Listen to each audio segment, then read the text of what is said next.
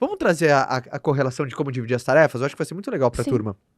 Que vai ser uma lição prática aqui no podcast para todo mundo se organizar e começar a vencer de goleada. Lembra? Não tem como acabar. Seria uma mentira agora aqui no podcast e falar, acabe com a procrastinação. Obviamente, quando eu vejo um post desse na internet, eu entendo que a pessoa quer ajudar, mas faz com que as pessoas se sintam mal. Eu sou um procrastinador, você é um procrastinador e tá tudo bem, o jacaré tá essa aí. palavra, ela dói, né? Se a gente puder ressignificar ela e começar a pensar que, na verdade, não é eu vou ser o melhor procrastinador. Cara, não é. É só você saber fazer escolhas. É simples assim. Eu sou um bom, entre aspas, escolhedor daquilo Exato. que faço. Né? Eu não sou, Gostei. sou uma boa escolhedora? Existe isso? Tipo, quase escorredora? Não. Vamos lá, eu uso isso muito, sempre usei. Quem me ensinou essa tática foi Brian Tracy, escritor do livro. Brian Tracy é um estupendo escritor do Eat That Frog, que é o método ABCDE, onde você qualifica em tarefas por essas letras, por essas 5 letras, o valor de uma tarefa. E onde as tarefas nível A na parada, as tarefas A, são tarefas extremamente importantes que têm que ser feitas. Tarefas com grande impacto positivo ou negativo, positivo se feito, E negativo se não feito, e elas só podem ser feitas por você. 100%. Então isso é uma tarefa A. Qual que é uma tarefa no seu dia que tem um alto impacto positivo se feito, um alto impacto negativo se não feito, e que só pode ser feito por você? Isso é uma tarefa A. Isso é uma tarefa A. E é ela que tem que lotar a agenda. Por exemplo, teve uma amiga, a Dani está aqui, Nutri. Por exemplo, uma atividade simples, corriqueira. Por exemplo, você comer bem. É importante ser feito? Sim. É importante se não... tem um resultado negativo se não feito? Sim. Dá para terceirizar para alguém? Não dá. É uma tarefa nível A. É uma tarefa A. Dá pra você terceirizar a produção, mas a comida, comer, o hábito de comer, não, óbvio. Obviamente, eu fui num caso muito extremo, mas para as pessoas entenderem o fundamento. E a gente tem tarefas nível A, por exemplo, no nosso trabalho. No nosso trabalho você tem o nível A. Sei lá, você tem que fazer uma ligação para marcar uma grande reunião com um potencial cliente seu, que você consegue encaixar essa parceria, desencadeia um monte de coisa legal na tua empresa. É uma tarefa se dá um resultado positivo? Sim. E dá um impacto negativo se não feita? Sim. Tá deixando muita coisa na mesa. Dá pra você transferir a responsabilidade pra alguém? Cara, terceirizar isso, que perigoso. Então, essa é uma atividade nível A na parada. Nível B. Letra B. Atividades que devem ser feitas. Ela tem um impacto positivo ou negativo, caso feito ou não feito, mas nada de estrondoso. É aquilo que gera um resultado, positivo se feito, negativo se não feito, mas nada estrondoso. Aquela tarefa que muda, cara. Que muda. Isso é uma atividade nível B.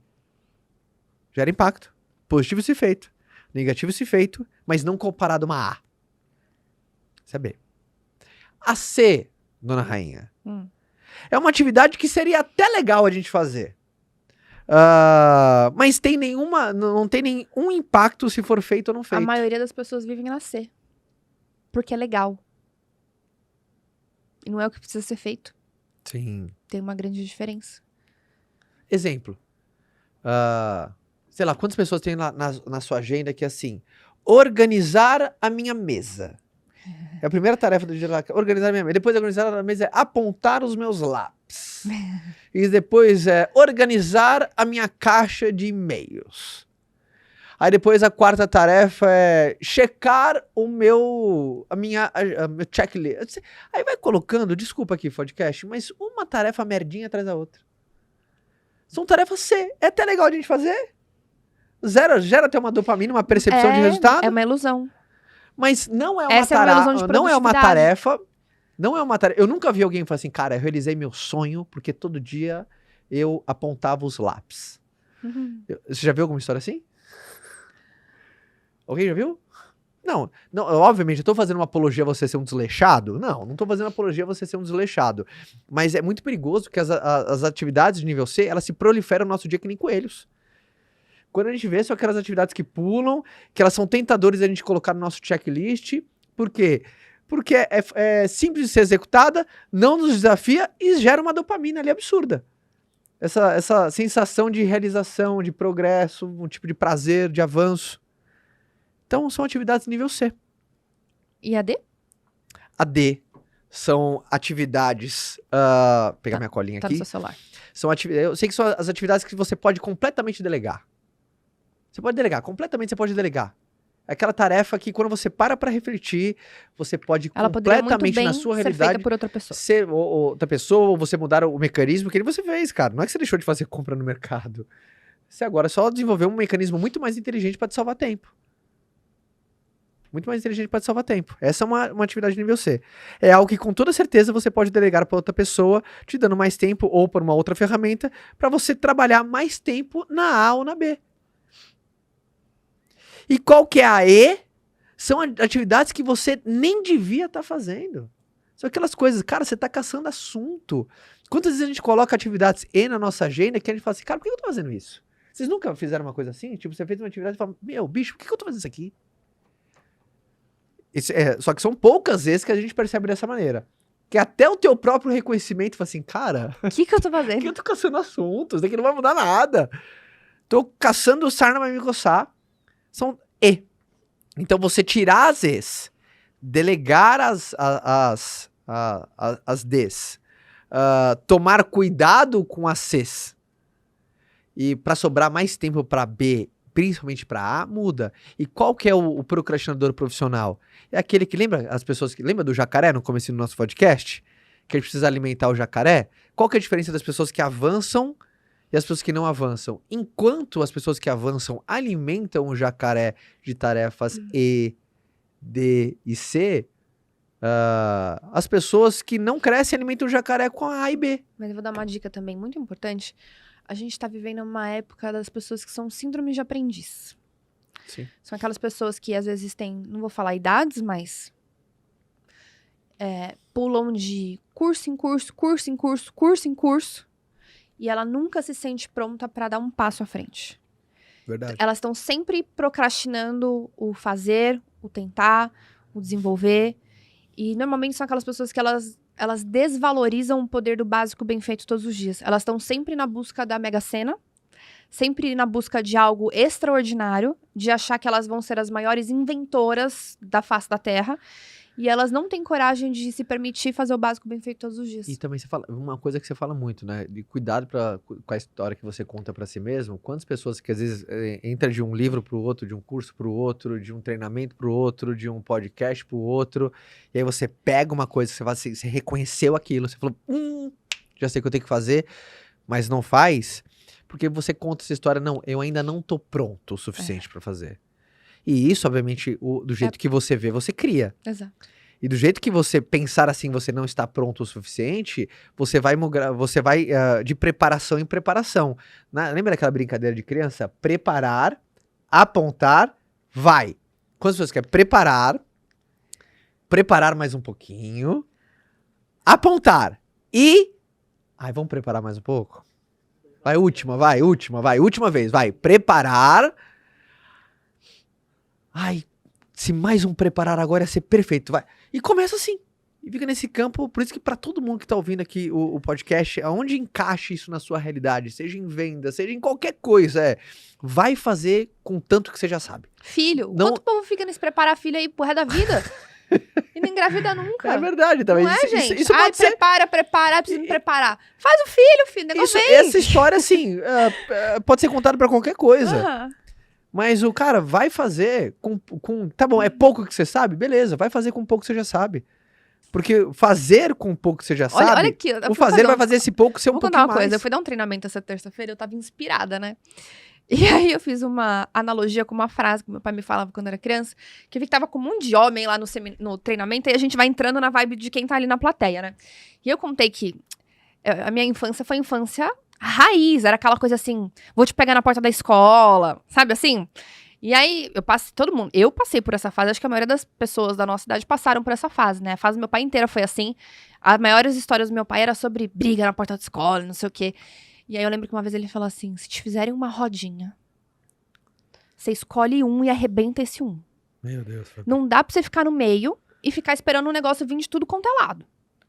Você escolhe um e arrebenta esse um. Cola em um, gruda em um, foca em um. E aí eu tava contando pras pessoas, eu falei assim, a vida somos nós na porta da saída da escola. A vida vem, te faz uma rodinha, e aí você só fica esperando quem vai vir, e você espera a rodinha inteira vir pra cima de você. Escolhe um. E arrebenta com esse um. E não fica esperando a nutelagem da vida romântica que as pessoas contam no Instagram, do equilíbrio, das coisas perfeitas. Você pegou uma semântica legal aí que você pegou pra contar o segredo da única coisa, né? Tipo assim, arrebenta um. Arrebentar um vai desequilibrar outros pilares atrás. E às vezes as pessoas também deixam de dar intensidade nas coisas pelos outros pilares que vão ficar em volta. Não, porque eu acho que é uma dicotomia, por exemplo, as pessoas acreditam, eu entendo isso, eu tenho empatia por esse pensamento, mas é irreal. Não vai ter. É irreal como assim? As pessoas têm que entender que cada sim ou não que você fala, por exemplo, você disse sim pra uma coisa, automaticamente você disse não pra todas as outras coisas que acompanham o sim que foi dito. Acabou. E você tem que ter essa percepção da realidade. E tem uma coisa muito Senão você importante vira um nisso que você tá alienado. falando. Às vezes as pessoas falam assim, mas eu não decidi ainda. A não decisão, ela é uma decisão. Não, vou dar um exemplo prático, assim, você Então ela decidiu pensa, casar. eu falei sim. Não, amor, a sua falta de... Só por você não falar sim, já é uma decisão. Então as pessoas, eu tô procrastinando porque eu tô pensando, tô decidindo. A sua falta de decisão já é uma decisão. Você decidiu casar, automaticamente você já não decidiu um monte de coisa também. Quando você falou sim pro casamento, você falou, então automaticamente, se sim significa, você disse não pra isso, beleza? Só que isso tá intrínseco. E a mesma coisa pra um sonho, tá bom, você quer isso? Então você sabe que você vai ter que abrir mão disso. Você sabe disso, né?